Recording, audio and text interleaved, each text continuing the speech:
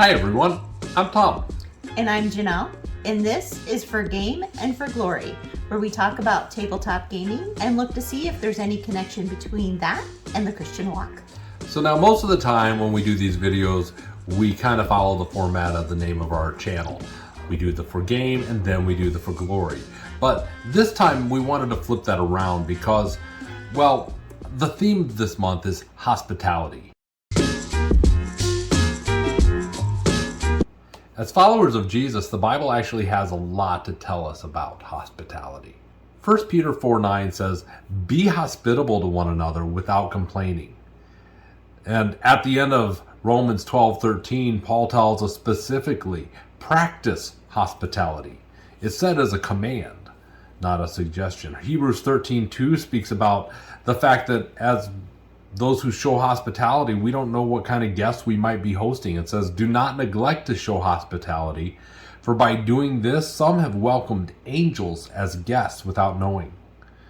And then Romans 15:7 tells us about the way in which we are to demonstrate hospitality when it says, "Welcome one another, just as Christ welcomed you to the glory of God." Now, this doesn't even count the examples in the Bible of people showing hospitality, or Jesus talking about hospitality and who to invite to things, or even his involvement at meals or parties. All that to say, if we're striving to follow Christ, we are given this as an expectation, not an option. And I think the great part is that we can say with confidence, anytime God gives us a command or something that he wants us to do, we can be assured that his Holy Spirit will enable us to do what he's called us to do. And that is the case with hospitality as well. I think something that really helps is to focus on and seek out the purpose that God has for the hospitality that you're practicing and doing. There really isn't an exact formula as to what hospitality has to look like per se. Yeah. I think we all kind of have an idea, but we can kind of think a little bit outside the box.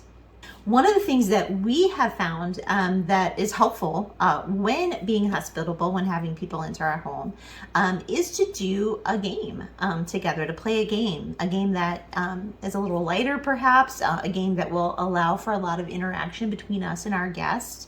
And I think that it's just something that kind of breaks the ice and helps people relax a little bit. But it goes back to what that Romans verse talks about making people feel welcome. And that can be done in a lot of different contexts. Which leads us to party games. Janelle, what are your thoughts when it comes to party games? I think a working definition that at least I've been operating from is a party game is a game that has a higher player count, right? A lot of people. It's a party. It's a game that is a little perhaps lighter when it comes to the rules, doesn't take as long to teach the rules, or doesn't have as much for people to need to remember while they're playing. And also a game that offers a space for that open interaction among players. Definitely not what people would call a multiplayer solitaire, right? A party game has some level of interaction. When we have our game night this month, there are some popular party games that will be on the docket. For example, Just One. Codenames is another one that's great. It fits all of those, checks those boxes for party games. Similo. Rotten Tomatoes is one that's sort of trivia-esque. Trivia is a game adjacent, yes. Trivia a lot of people enjoy those as party games. And there's two that are brand new to us that we have not had the chance to play yet because we need the player count. But we're really excited to get My Favorite Things and That's Not a Hat to the table. But as far as the games that we're going to focus on for this video, we're calling these our party game hot takes because they're maybe not the most recent or maybe not the ones that automatically come to mind when people think party games. Now, when you say not the most recent, we're not talking about games like Scattergories or Boulder Dash or Catchphrase. Which are fine. People know party those games. games. Yeah, they're good party games. Instead, we're going to start with a game called Moods. Came out in 2000 by a little company called Hasbro. Officially, in moods, the goal is to most accurately portray and guess different moods while delivering a specific line. In the game, a player places a d10 into a dice cup and turns it over, and then they will secretly look at the result. The number directs the player to the mood that they will portray. They draw a phrase from the box and read it out loud in that specific mood. Then the players vote with chips numbered from 1 to 4 on how confident that they are. So we like moods as a party game because really it presents an even playing field. Everybody has to do the same embarrassing thing, but you only have to do it twice. So it's not like you're doing charades and everybody's going to be watching you and you have to do the same motion over and over again until they finally guess it. You only have to do it 2 times. And at least what we've seen when we've played it, it really creates a space where people can laugh with each other because it's all going to be your turn eventually. And it really helps to break the ice and loosen the mood. So next up, Snorta, a game by Tony Richardson and Chris Childs that was published in 2007.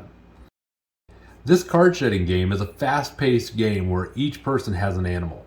The animal is hidden in the barn, at which point the cards start flipping and the craziness begins. Whenever 2 people flip over matching cards, they must make the sound of the other person's animal. Whoever does so last takes an opponent's card, and the first player out of cards wins. So we like Snorta as a party game because, well, first of all, it was something that we were introduced to by some friends who brought it because it was something they enjoyed and thought, hey, Tom and Janelle would enjoy this. We want to enjoy this with them. And that's exactly what we're talking about as far as hospitality and fellowship and the party games.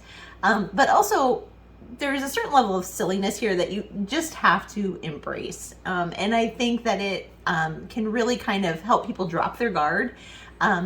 It's a little brain bendy because of the fact that you're not just saying the noise of the card that's flipped up. Like, you have to think ahead of that. Like, you're just not going to say, like, if a dog card comes up and another person has a dog card, you're not just going to go bark, right? You have to think of the person across from you, that person, what was their animal. So there's a little bit more to think about. Also, it's short, so it's not something that you have to endure for a long time. If you're not loving it, just hang on. It'll be over soon. Yeah, it's not a 2-hour game of making animal noises. Yes, absolutely. Now for a couple quick hot takes. Games that are not officially party games, but that we have seen work great as party games. First up, King of Tokyo. This classic dice chucking monster game is listed as being 2 to 6 players, but having played it at 7, I am confident it could be played at 8. As monsters work on having the most points and becoming the King of Tokyo, they deal out smashes to other monsters and gain new powers to help them along the way. Monsters may die, but players often find themselves still engaged, wanting to see who will be the last monster standing. So the reason we like King of Tokyo as a party game is that it's just better at more players. I mean, period. And it tends to be a winner with every group that we've played it with. Even at higher player counts, if you're eliminated early, you're out of the game, but there's still enough going on that you're going to be engaged in watching it. Also, who doesn't like throwing dice? And it's so short, it's so snappy. Everybody's against everybody else at some point. You're not going to be holding grudges. You know, it's not going to be like, oh, you were after me. Well, we were after everybody, you know what I mean? Because you want to be the last monster standing. So then finally, we're going to talk about a game by my favorite designer, Uwe Rosenberg. This game is called Bohnanza. Now, in this set collecting game for 2 to 7 players, players plant, trade, and harvest beans. You will negotiate your best trades, you may make alliances, you can gain money from your harvest, and you will see if you can become the wealthiest farmer by the end of the game. So this is certainly a hot take because you're probably not going to go into your friendly local game store and see Bohnanza there underneath the party game section. But It checks all the boxes that we presented. I mean, it plays up to 7 people. That's a fairly large number. Once everybody's on the same page, what you're actually doing is pretty straightforward. You're just trying to grow and harvest beans. And there really is a lot of fun interaction, but it's at the player's discretion. So you can be as interactive as you want or don't want. There is some ridiculousness and silliness here, right? We're harvesting beans. So all in all, a fun time. We hope that what we've discussed fuels some ideas for you related to how you might be able to incorporate games into helping you practice hospitality. The key is, I think, picking something that you want to enjoy with others. Now, we would love to hear from you in the comments about party games that you love to play or hot takes that you may have when it comes to party games, as well as how you like to show hospitality, or even if you have questions about that. Don't forget to like this video, and if you haven't already, subscribe to the channel. I'm Janelle. And I'm Tom, and this is For Game and for Glory. Until next time.